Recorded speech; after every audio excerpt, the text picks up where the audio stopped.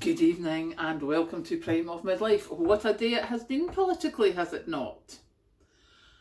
Now, I don't know about you, but I have to say, if I was someone looking into the UK just now, I would not be having faith in our government.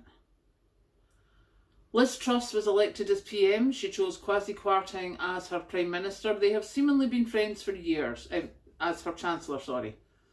They've seemingly been friends for years. The two of them trumpeted their new fiscal policy, mini budget, whatever you want to call it, without having all the details, without having it up for external scrutiny or independent scrutiny, whatever the OBR is called. And it didn't work. And it didn't work in spades. And Kwasi Kwarteng has been the fall guy. She's literally brought him back and said, Kwasi, it's not working, something's going to have to give and it's not going to be me. So basically, as his email said, he was asked to step aside, so he did. So he's the sacrificial lamb on the altar of Liz Truss's Prime Ministership. She's now brought in the other guy. Is it Phil Hammond? I don't even remember.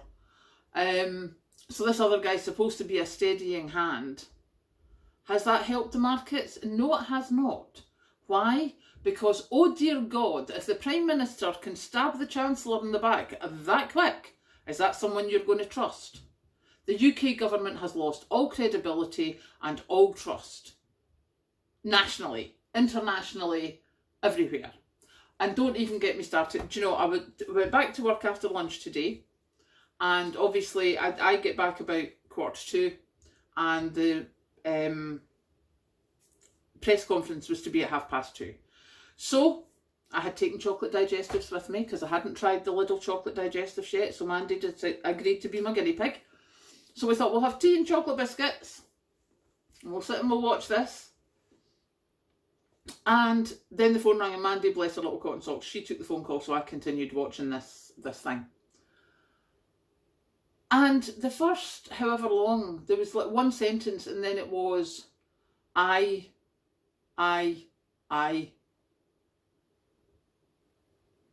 Is it not supposed to be about what you're doing for the country, what you're doing for the people? Is that not what it's supposed to be about? It's not about what you think, what you feel. It's about what's best for the country. And to have someone who is on such a sticky wicket stand there and not even remotely think about how this is affecting people, apart from saying, oh, but we got our energy cap in. Yeah, you got your energy cap in and you're going to balance everything off of that. You're going to, you know, it's like Boris Johnson saying, we got the vaccines.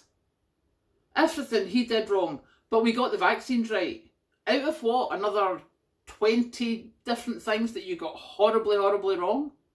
You know, you lost billions on the test and trace. Oh, but we got the vaccines right. Liz Truss is going to be, you know, you stabbed your Chancellor in the back, the market's tanked, the trust in the UK is gone. Oh yeah, but we've stopped the energy bills being as high. Really? You stopped the energy bills being as high by using taxpayers' money instead of taxing the companies or, you know, and doing whatever. But I digress. The main problem I had with that was it was so self-centred.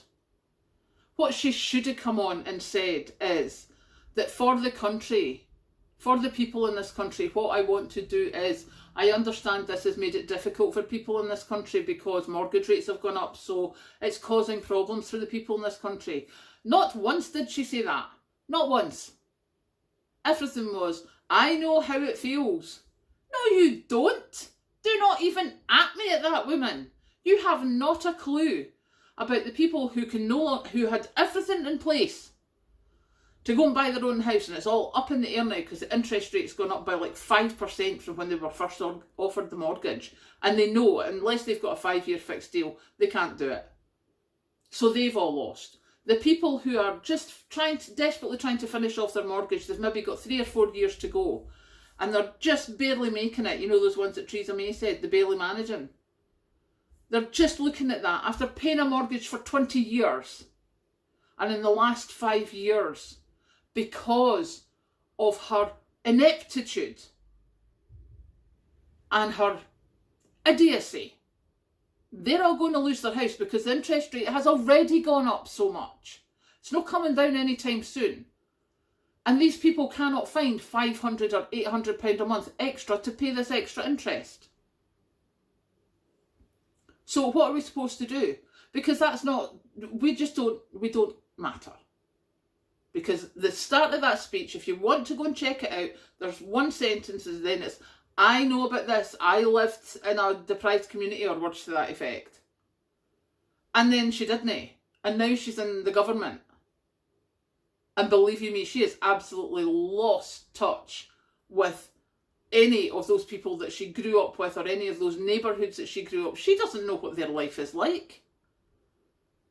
And to have gone up and done a press conference that was so self-centred, and then to take 4 questions from the press, every one of them, well, the first 3 were like, you sacked your chancellor, what makes you think you could stay? Well, I am determined to do this. That wasn't the question. Question 2, you sacked your chancellor, what makes you think you should stay? Yes, but we are determined. Still again, don't answer the question. And then Robert Peston gets up and says, look, you've trashed the economy, you've trashed the Conservative Party. Don't you think you should apologise? Well, let me be clear, or I am decided, or I am determined, whatever. It was the same rubbish every time. So no answering questions. And this really has to stop, this politician's not answering questions. It's utterly ridiculous. But basically, why I'm peeved is she stabbed her chancellor in the back. The guy who seemingly thought the same as her, they were in lockstep when they were doing this budget. And she's ousted him. She's ousted another couple of people that I don't particularly know or care about.